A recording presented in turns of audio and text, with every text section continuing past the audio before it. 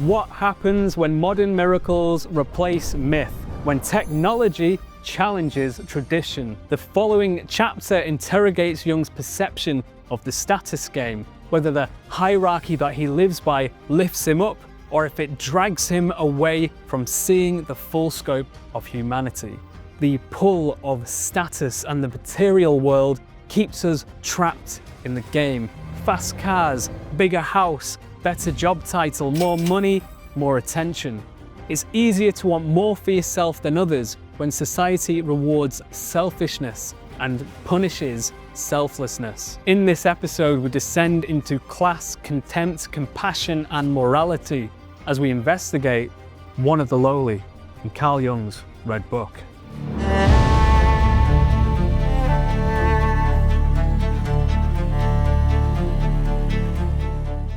As we've established from the previous episodes, Carl is embroiled in the status game. His success and position in life has given him quite the ego, but this version of himself would soon come under scrutiny as he would enter into his next vision. Carl finds himself on a snowy pathway under a grey sky. He notices the cold temperature of the air and an untrustworthy presence. A figure emerges from the darkness, a dirtily clothed tramp with scars on his face and only one eye. Carl tightens his grip around his walking stick, ready to defend himself if an altercation is about to ensue. "It's damn cold." Jung agrees. A moment passes, and then the tramp asks where Jung is going. "I'm going to the next village, where I plan to stay overnight. I'd like to do that too, but will hardly manage to get a bed." Carl is completely suspicious that this isn't just a friendly conversation, and that this lowly man walking beside him is looking for some form of charity. He questions whether the man has a job, and is told that times are hard. Work is difficult to come by. Jung reacts by telling the man to go get a job on a farm. He says, "Farmers are always looking for labourers." "Working for a farmer doesn't suit me. That means getting up early in the morning. The work is hard, and the wages are low." And in somewhat of a belittling way, Carl tells this poor man that the country is a prettier place to work than a town, and that there are always villagers to talk to. "But there is no mental stimulation. The farmers are clods." Perplexed would be an understatement. Jung is astonished at this response that an unemployed, lowly man would want mental stimulation. See, in that moment for Jung, matters of self-actualization are reserved for those of high status, so he can't quite comprehend that someone so far down the pecking order is capable of having similar thoughts to him. There's a sense for Carl that culture should only be available to those who can afford the luxury.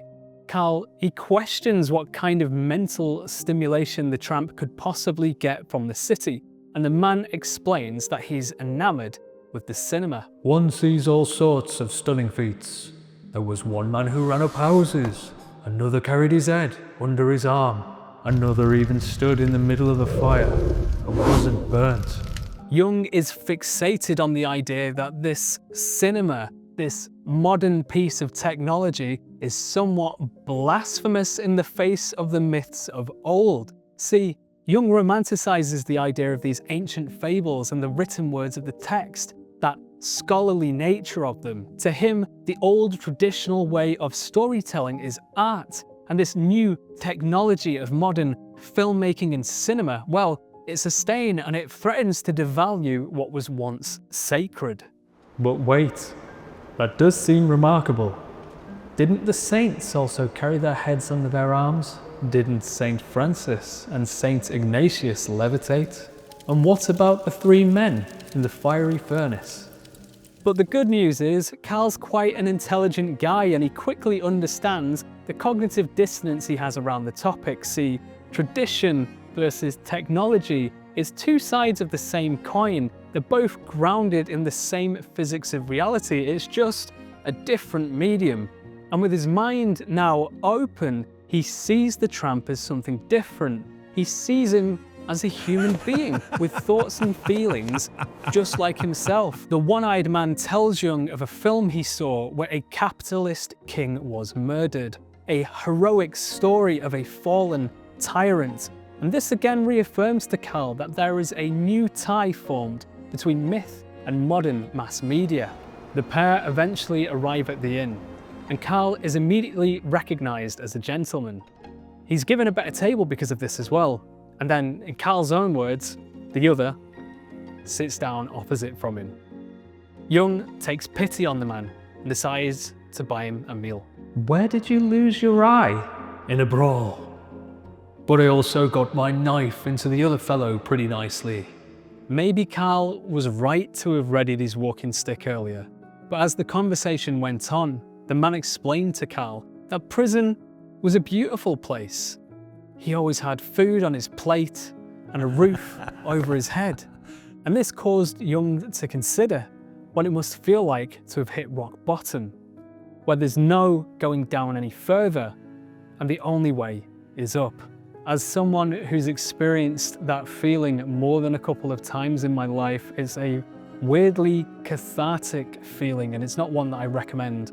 There are definitely ways of hitting the reset button on life that don't equate to misery in its purest form. I now tend to believe that we're often our own prison guards, where our habits and the environments that we place ourselves in end up becoming the cell walls. We become comfortable with what feels familiar, even if it impacts our lives in a negative way. And often overcoming these internal prisons, it requires us just to look at our hypothetical opposites to understand if there's a more positive balancing point, and it's precisely that line of thinking that can lead you out of your comfort zone. And it's, to be fair, the reason why I'm presenting to you now in person, instead of hiding behind stock footage like I used to in my early days of video. But getting back to the video at hand, Jung inquired about the brawl, and the one-eyed man explained that it was over the love of a woman who had previously abandoned him. But at the ripe old age of 35, he was optimistic that he could find a job, win her back, and that they could get married. There was only one problem though. The man was sick and his lungs were giving out. The two retire for the evening into their separate rooms, and at some point during the night, the one-eyed man dies. Jung, having heard coughing, rushed into the room. He had tried his best to support the dying man, but to no avail. Carl notes that his hands are now covered in blood, and he can't shake the feeling that he is somehow the murderer. There's a sense of collective human identity shared with this man, that this man is his brother. He notices the moon, it's significant somehow, but he can't quite place why. He equates it to the moon being a witness to countless generations of human suffering. What did this one do? He worked, lazed about, laughed, drank, ate, slept, gave his eye for the woman. He lived the human myth.